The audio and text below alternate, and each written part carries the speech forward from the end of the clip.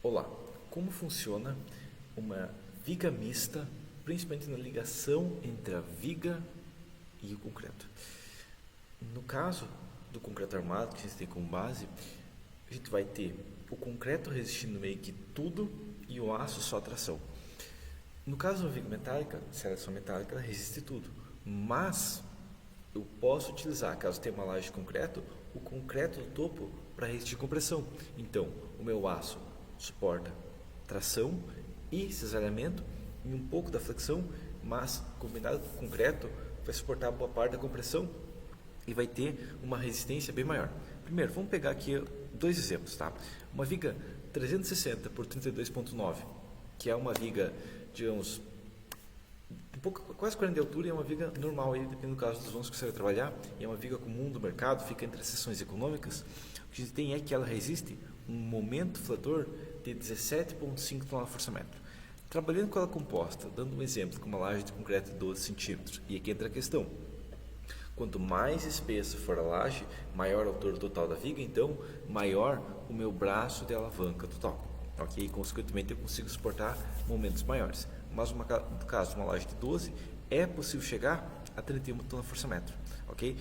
Aqui vai entrar uma questão: por que eu não uso 131? Vai depender muito dos conectores. Mas vamos pegar uns itens normativos antes de a gente sair já analisando. Bom, o que a norma NBR 8800 fala? Bom, primeira coisa, seção homogeneizada, tá? A norma permite que eu calcule a minha viga como se eu tivesse o concreto como sendo um aço de menor largura, ok? Porque o aço resiste compressão. Então eu posso imaginar que, bom, meu concreto é 10 meu aço é 10 vezes mais forte que o concreto. Então se eu tenho uma largura de 40 centímetros, eu vou calcular isso aqui como se fosse em cima da minha viga metálica. Eu tenho, sei lá, uma flange de 4 centímetros de largura de aço, ok? Isso é uma questão que a norma permite desde que eu encontre a nova linha neutra, ok? Agora, questão deslocamentos, tá? Questão dos deslocamentos, a gente pode calcular a inércia efetiva da peça, tá? E essa é uma das principais vantagens de uma viga metálica composta, uma viga mista. Nem é tanto o momento resistido, é a inércia. Por quê? Bom, basicamente porque inércia é base vezes o área vezes distância ao quadrado. Eu estou ganhando muita área e eu estou ganhando uma distância, estou ganhando altura. Então, é tranquilo reduzir a flecha em 50%, 60%, 70% só gerando uma seção composta. Okay? Esse é um dos motivos que se trabalha com a viga mista. Claro, ganha resistência? Sim, ganha. Mas a capacidade de ganhar inércia também é muito interessante. Ok? Próxima questão então agora, vigas mistas, né? Viga mista biapoiada, que é o meio que o padrão. O que a norma fala? Tá? Que tem um limite de largura da minha laje de concreto, ok? Esses limites são, no máximo, 1/8 do vão. Ou seja, se eu tenho uma viga com 6 metros, 1/8 vai dar 75 centímetros, eu não posso considerar que eu tenho mais que 75 centímetros de largura. Se eu tenho uma viga com 8 metros, eu posso considerar 1 metro de largura. Se eu tenho uma viga com 12 metros, 1,5 metro. Então a gente vê a primeira questão aqui. Uma viga mista é muito interessante quando eu tenho vãos maiores, ok? Porque eu consigo aproveitar mais a largura dela. Entendido? Tá? Daí, claro, tem uma outra questão que é metade da distância da linha de centro. Então, se eu tenho uma viga a cada metro, eu nunca posso ter uma área de influência maior que 1 metro, porque uma viga não pode competir com a outra. E se minha viga está bem na borda, eu só tenho metade. Tá? Mas é uma questão base que eu não posso usar concreto 2 vezes ao mesmo tempo ou não usar concreto que não existe. Tá? Essa que é a regra que está falando aqui. Agora, tá? A norma vai diferenciar entre a viga escorada e não escorada. O que seria a diferença aqui? Bom, vamos imaginar que eu vou fazer uma loja. Aqui uma loja. Uma loja vai ter estacionamento embaixo e eu vou fazer a minha laje para colocar ali, usando viga metálica. O que vai acontecer aqui é o seguinte: no caso de uma laje, de uma loja que eu vou fazer, eu vou colocar um monte de escoras embaixo, ok? Vou escorar toda a minha laje, esperar a minha laje curar e tirar as escoras. Esse é o padrão para uma laje escorada. Agora, e se eu for usar steel deck? O steel deck é aquela laje metálica, né? Acabou sendo batizado de steel deck no Brasil, tá? Mas é basicamente uma laje com uma telha metálica, ok? Eu tenho minhas vigas, uma viga a cada 3 metros, eu coloco a minha telha metálica ali com conectores, não uma telha comum, uma telha especial, concreto ali e não coloco escoras. Economizo escoras, mas tem um limite de vãos. Nesse caso, ela é não escorada. Ou eu tenho uma ponte e eu vou colocar umas vigas metálicas na ponte e daí colocar laje já meio que autoportante, uma laje autoportante, né, que consiga pelo menos suportar o próprio concreto antes de curar, ou seja, uma laje que não precisa de escoras, e concretar em cima. O que vai ter de diferente aqui? O que vai ter de diferente é o seguinte: se eu tenho uma construção não escorada, a minha viga já está suportando esforços não escorada. Então, eu não posso só dimensionar minha viga final. Porque eu não posso... A minha viga com concreto suporta 30 toneladas por força-metro e ela chega no máximo a 29, então está ok. Não sei. Tá? Com o peso do concreto, mais a capa, o peso da laje, mais a capa, até o concreto curar, a viga está sozinha, então ela tem que suportar o peso do concreto, mais peso da capa, mais uma sobrecarga de pelo menos 200 kg por metro quadrado de concretagem.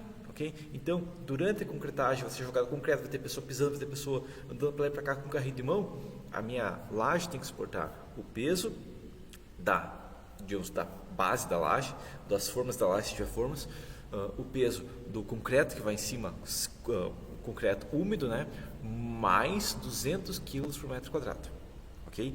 Essa é a questão que eu tenho que verificar no caso de uma viga que eu não vou escurar durante a construção. Tá? Só uma verificação a mais que eu vou fazer com uma viga metálica normal. Okay? Agora, nós temos basicamente dois tipos de conectores.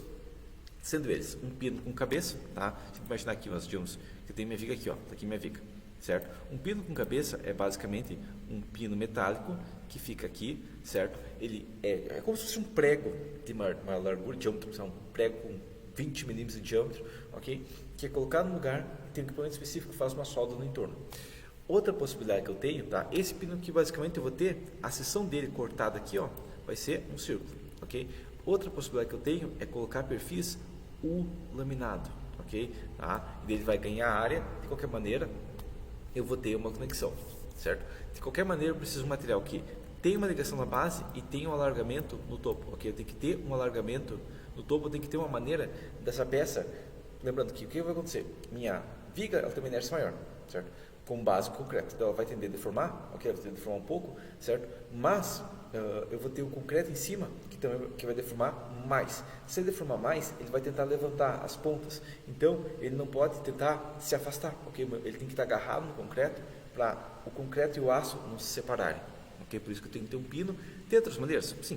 Eu usei, por exemplo, eu fiz já barras redondas assim, ó. Fiz uma barra, peguei uma barra redonda, dobrei 2 vezes, até pegar a foto aqui, ó. Mas é outra maneira de fazer uma ligação. Mas de qualquer maneira, eu tenho que ter um método de conectar uma peça em outra, ok? Tá? Aqui tem um exemplo de perfis U, ok? Lembrando que eles com base são feitos alternados para não ter o risco de soldarem todos para o lado errado, então é feito alternado e tirado uma média. Tá? E aqui deixa eu verificar se eu encontro uma foto quando foi utilizado conectores do tipo, aqui ó, foi usado o tipo perfil U dobrado aqui ó, assim, tá? Esse é um outro tipo de conector, onde eu tenho uma barra em U, até vou colocar um chapinho aqui adicional para aumentar de contato, mas é uma barra em U basicamente dobrada em U assim, que vai dar 2 barras chegando na base. Ok? Esses são 2 métodos que eu posso trabalhar também, mas vai seguir o mesmo princípio, que é o quê? Basicamente eu tenho que verificar se a ligação com o concreto não vai falhar, porque eu vou estar aplicando carga concentrada no concreto, que é essa fórmula do QRD aqui em cima, e eu tenho que verificar se o meu pino não vai falhar, que é essa fórmula do QRD aqui embaixo. A gente calcula os dois, usa o menor. Quase sempre essa aqui, fórmula aqui é menor, exceto em casos bem específicos, padrão, e que é essa fórmula aqui vai ser o crítico.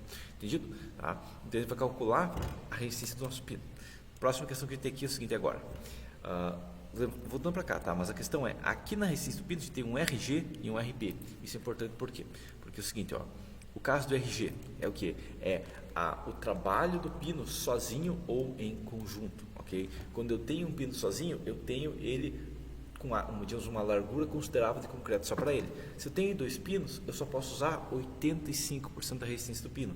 E isso é uma diferença considerável. Por quê? Bom, porque um pino dá 1, ok? Então, 1 dá 1, certo? Agora, 2 pinos de 0,35 vai dar só 1,7. Então, o segundo pino só tem 70% de eficiência. E o terceiro pino? Bom, o terceiro pino é 3, só que daí eu multiplico por 0,7.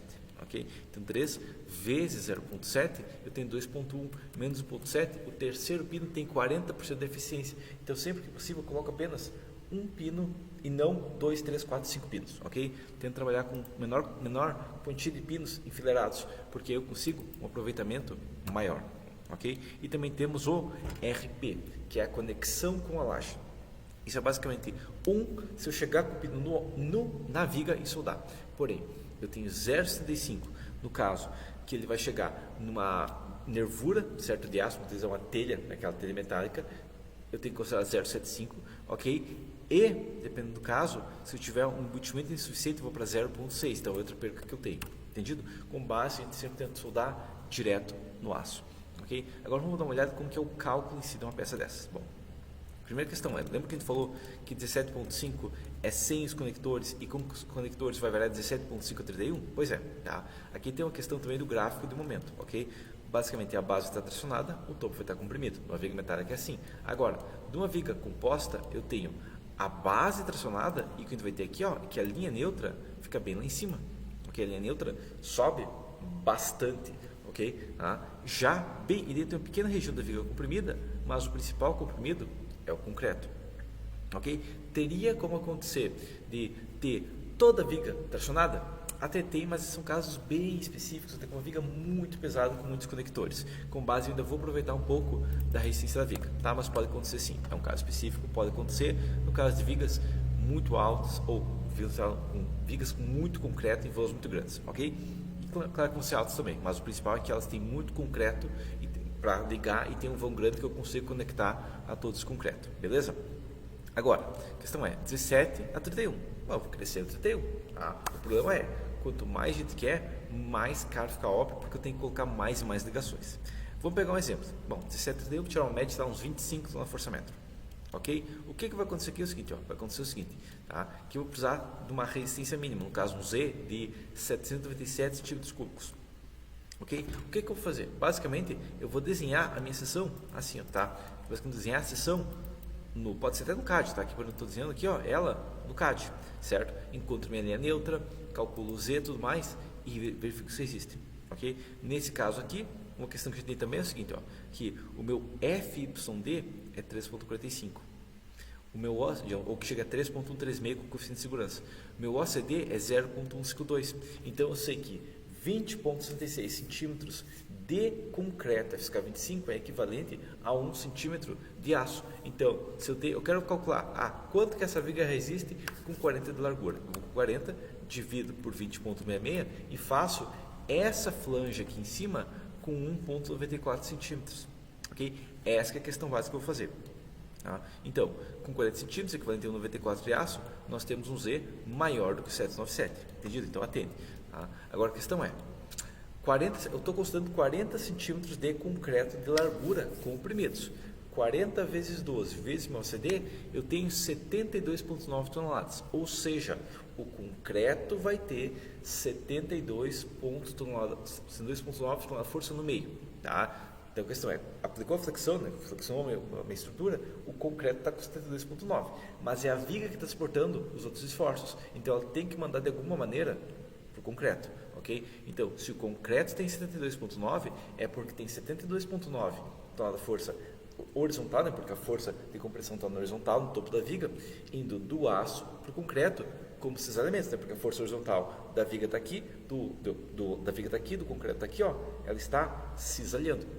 Então, nós temos que ter parafusos, né? Os conectores, tá? O nome que se dá para ele não importa, mas eu tenho que ter pinos, ok? Ou perfil sul, laminado, tanto faz, tem que ter alguma coisa soldada no meu aço que entra no concreto e manda 72,9.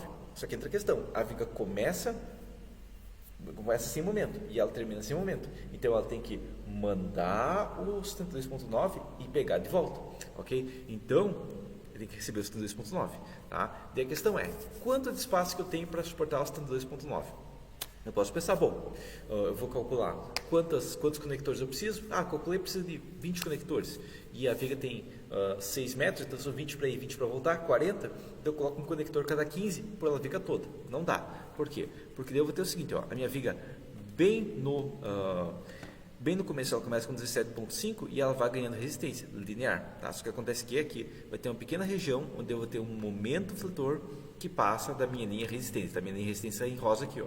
Minha momento fletor tem amarelo. Então, bem no meio, eu vou ter um problema. Uma coisa que geralmente é feita, e geralmente vai funcionar com folga, é usar o terço do vão. Então, se eu tenho que colocar 20 conectores, eu coloco 20 conectores nos primeiros, uma vez de 6 metros, nos primeiros 2 metros. Depois, num terço do vão no meio, não coloco nada. E no final, coloco mais 20 conectores para voltar a carga. É uma possibilidade. Tá? Mas a questão é, isso aqui não está levando em conta quanto de momento eu tenho. Porque se eu tenho uma viga com 17.5 e eu preciso ancorá-la para 20, eu preciso de eu vou ter uma região pequena de momento que eu preciso resistir. Se eu tenho 17.5 eu preciso ancorar para 30, eu tenho que ter o momento fletor tem que chegar bem mais rápido. Porque uma viga que tem 30, logo ela começa a ter 17.5, ali a gente tem que ter ancoragem. Okay? Então, uma forma que a gente pode utilizar aqui, antes, a questão aqui é o seguinte, ó, é pegar o momento fletor resistente da viga, dividir pelo MSD e levar no 0.5. Como o momento fletor ao quadrado, eu levo no 0.5 e vejo essa região aqui eu tenho que estar ancorado. Okay? Então, eu ancoro em toda essa região aqui, ó, deixo uma parte bem no meio sem ancorar e depois volto. Assim, certo? Coloco os conectores na ponta, bem no meio não preciso colocar conectores, ou colocar um conector cada meio metro, cada 60, só para ter algum conector ali. Entendido? Agora, entendido isso aqui? Lembra aquela forma do QRD? Ah, então a questão aqui é o seguinte: quantos pinos eu vou precisar? Bom, no caso, se eu peguei um pino de 3/4 polegada, lembrando que os pinos geralmente vêm em polegada e não milímetros, ok? Tá? Eu vou ter o quê? Eu vou ter um QRD de 3.11 toneladas de força. Entendido? Tá? Como eu tenho 72.9 toneladas, eu vou dividir por 3.11, que é a resistência do meu conector, e eu sei que vou precisar de 24 pinos para conectar e outros 24 para desconectar. Tá? Eu faço a fórmula aqui do MR sobre MSD, dá 5,2 metros. Então, o que eu tenho que fazer é colocar 5,2 metros. Eu tenho que colocar 24 pinos vezes 24 dá 48. Eu tenho que colocar um pino cada 105 milímetros. E isso é baseado no momento fletor e também baseado no vão da viga, ok? O tamanho que eu tenho que procurar. Se eu tivesse uma viga com 12 metros de vão, eu poderia colocar os mesmos 24 pinos, que no meio continuaria resistindo 25 na força metro, só que eu poderia colocar no dobro do comprimento, a cada 210. E aqui que entra a questão. Você tem uma viga metálica com vão de 6 metros, você tem que colocar de uso quantidade considerável de conectores. Quanto que pesa cada conector? Bom, vamos imaginar. E aqui vai entrar a questão, a gente pode até calcular exato, mas eu não vou saber exato, mas porque vai variar pela cabeça e tudo mais, pelo fabricante, vamos imaginar que cada conector pesa 300 gramas. Se eu for colocar 48 conectores, dividido em 6 metros, eu estou aumentando o peso da minha viga em 2,4 kg. Okay? Então, minha viga pesava 32,9, ela foi para 35,3. E aqui entra uma questão. Conectores têm que ser bem mais complexos de fabricação. Então, na prática, eu vou somar novamente o peso adicional, 37,7. Por quê? Porque colocar 1 kg de conector é meio que equivalente a colocar 2 kg de viga. Okay? Então, estou falando que minha viga foi de 32,9 kg por metro para 37,7 kg por metro para a questão de custos. Okay? Então, dividido por 32,9, para fazer essa viga composta, eu aumentei o custo dela em 15%. Menos 1 aqui vezes 100, 14,6%. Okay? Eu aumentei o custo da minha viga em 14,6%. É um aumento de custo? É. É um aumento adequado? Sim, vai ficar mais barato do que aumentar a viga, mais ainda até suportar 25. Mas a questão é que eu tive aumentos de custos. Se a viga tivesse o dobro do vão, eu teria que colocar a mesma quantidade de conectores, mas no dobro do comprimento, ou seja, teria metade do conector por metro. E, consequentemente, tendo metade dos conectores por metro, eu teria metade. Ao invés de ser 14%, ia ser 7%. Então, uma viga com conectores tende a funcionar muito melhor em vãos maiores. Okay? E, por final, inércia vai aumentar consideravelmente tendo uma viga mais larga. Então, colocar mais conectores vai ganhar uma inércia muito maior, vai compensar muito mais se eu preciso de inércia, que eu geralmente preciso, em vãos grandes, entendido? Então, uma viga metálica como base, eu vou usar em vãos grandes, certo? Agora, isso aqui, um conector cada 105, tá? Eu falei que a gente suportava de 17,5 a 31, mas a questão é, e se eu quisesse 31, por exemplo, tá? Bom, vamos imaginar a seguinte situação aqui, ó. Se eu tenho uma viga sem aço, sem concreto nenhum, ela suporta 17,5. Quando eu coloco os primeiros 20 centímetros, eu já vou para 22 kgfm. Tá? E lembrando que aqui, ó, isso aqui é o conector conector aqui, ó, cada 105. Como tem metade da largura, aqui é cada 210, ok? Eu vou de 17,5 para 22, ou seja, considerando um conector cada 21 centímetros, ou 210 milímetros, eu tenho 22 dividido por 17,5, eu tenho um aumento de resistência de 26% por um aumento de custo de 7%. Tá? 25,4 para 17,5, eu tenho 45 para o dobro de conectores. Tá? Se eu chegar ao meu limite aqui, ó, de 75 centímetros, eu consigo chegar a 29 kgfm, o que é uma resistência bem considerável. Mas esse 29,2 aqui, ó, 29,2 dividido por 17,5, eu fui para 66% a mais resistência. Tá? Isso aqui já é um conector a cada 50 milímetros. Okay? E quando eu falo conector a cada 50 milímetros, o custo aumenta em 30%.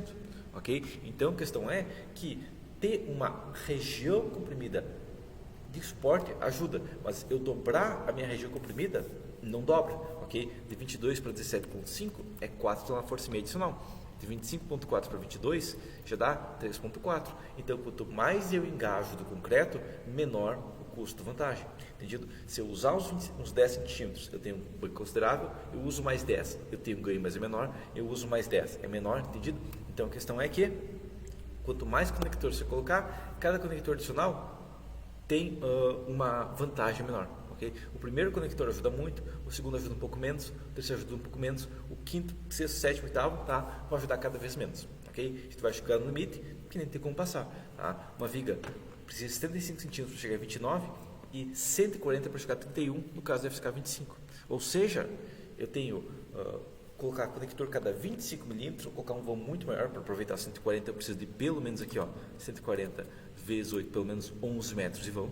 Okay? E ainda assim, o ganho de resistência, vou ter que colocar muito mais conectores para ir de 29 para 31.